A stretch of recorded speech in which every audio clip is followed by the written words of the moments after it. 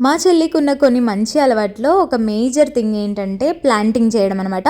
ఏదైనా rare fruits దొరికాయంటే వాటి seeds అయితే పక్కన పెట్టేసేసి ఇలా అయితే ప్లాంట్ చేస్తూ ఉంటుంది. ఆల్రెడీ ప్రీవియస్ వీడియో అయితే బాగానే వైరల్ వెళ్ళిపోయింది మన ఛానల్లో, అందుకే మళ్ళీ పోస్ట్ చేస్తుంది. ఇవి వచ్చేసి స్వీట్ ఆరెంజ్, చాలా బాగుంది అని చెప్పేసి అయితే దాన్ని కూడా ప్లాంట్ చేస్తుంది.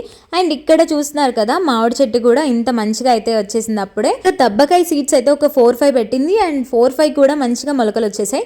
ఇది వచ్చేసి సోర్ ఆరెంజ్ అనమాట. వాటి పీల్ కూడా అలా ఎండబెట్టేసింది అండ్ వాటిలో వచ్చిన ఈ గింజలు అయితే పక్కన పెట్టేసి వాటిని కూడా మంచిగా ప్లాన్ చేసేసింది.